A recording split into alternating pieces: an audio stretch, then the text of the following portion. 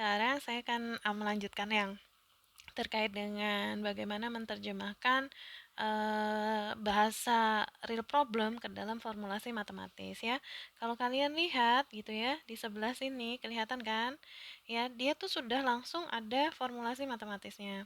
Padahal di sini secara standar kalian akan lihat di sini adalah fungsi tujuan dan yang di sini adalah fungsi batasan, gitu kan? Nah, sebenarnya formulasi matematis gitu ya. Formulasi matematis itu bisa diturunkan atau dibuat dari kondisi real system. Oke, permasalahannya seperti apa sih? Kan gitu. Oke, real systemnya kayak apa? Nah, nanti kita bisa dari real system itu mendefinisikan fungsi tujuannya dalam bentuk angka kayak apa, fungsi batasannya dalam bentuk angka seperti apa. Kalau saya lihat di sini batasannya kan ada batasan 1, batasan 2 dan batasan 3 gitu ya. Oke, kalau yang batasan 3 ceritanya adalah non negativity constraint atau batasan kan gitu. Oke, nah yang ini dua ini nanti mewakili kriteria apa sebenarnya? Ya, kriterianya apa di situ? Kemudian fungsi tujuannya ini juga kriterianya apa? Kan gitu. Nah, sekarang saya lanjutkan, saya akan lihat di materi yang pemrograman linier ya. Nah, coba perhatikan yang tulisannya adalah di pengambilan keputusan pada pabrik yang saya punya multi produk. Oke, kalau saya gambarkan di sini ya. Oke, saya akan punya dua produk. Ada sendal gitu. Yang satunya lagi adalah sepatu. Oke. Kalau saya di sebuah perusahaan, ketika saya memproduksi, saya punya kriteria nggak di sini? Punya. Oke, kriterianya apa? Kriterianya misalkan keuntungan. Saya bisa menghitung keuntungan, itu apa? Namanya kalau keuntungan pasti pilihnya maksimum atau maksimasi. Bagaimana kita mendapatkan keuntungan yang maksimal dari dua produk tadi yang kita sudah buat, ya kan? Maksimal, maksimasi ya, atau di sini max gitu kan. Oke. Nah, untuk mendapatkan sebuah keuntungan yang maksimum, apakah saya perlu hal yang lain yang membatasi? Pasti. Kalau saya memproduksi sepatu dan sendal, pasti di sini akan ada batasan. Oke, batasannya dilihat dari apa?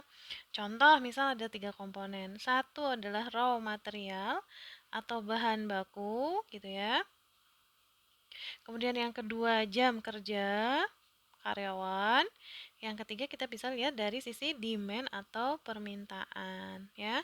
Jadi kalau saya definisiin pakai yang tadi ada dua fungsi tadi, yang ini adalah fungsi tujuan gitu ya. Kalau yang ini kita sebut sebagai fungsi batasan. Oke. Kemudian gimana? Nah, dua produk ini harusnya menjelaskan tentang variabel keputusan. Contoh ya, satu sendal itu untungnya 50.000 ya. Satu sepatu untungnya 25.000. Oke, saya berarti bisa tuliskan fungsi tujuannya nggak? Bisa. Gimana? Oh, fungsi tujuannya adalah maksimasi Z gitu kan. 5x1 ditambah 2,5x2. Kenapa begitu? Karena di sini saya define ya,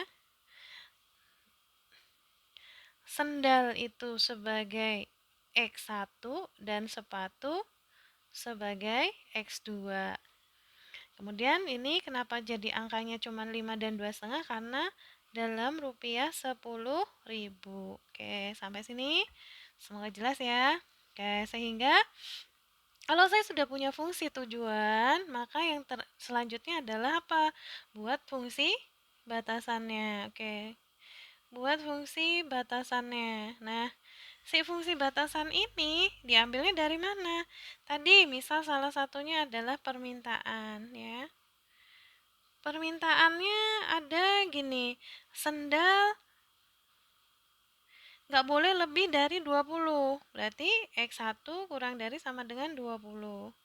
Oke, yang sepatu, oh permintaannya sepatu itu nggak harus lebih dari 5. Oke, berarti X2 lebih besar sama dengan 5. Ini sebagai batasan 1. Selain itu apa permintaan? Oke, pakai raw material. Oke, raw material. Satu sendal butuh 2 feet. Satu sepatu butuh 4 feet. Nah, sehingga jadi gimana? 2x1 ditambah 4x2, gitu kan? Nah, selanjutnya untuk raw material sendiri saya punya batasan. Ternyata perusahaan hanya punya 100 feet. Maka di sini tinggal kurang dari sama dengan 100. Sehingga kalau saya tulis secara lengkap, maksimasi ya Z sama dengan 5x1 plus 2 setengah x2. Subjektu saya adalah x1 kurang dari sama dengan 20, x2 lebih besar sama dengan 5, 2x1 plus 4x2 kurang dari sama dengan 100. Jangan lupa non negativity-nya. X1 lebih besar sama dengan 0 dan X2 lebih besar sama dengan 0. Gitu ya. Semoga bisa dipahami.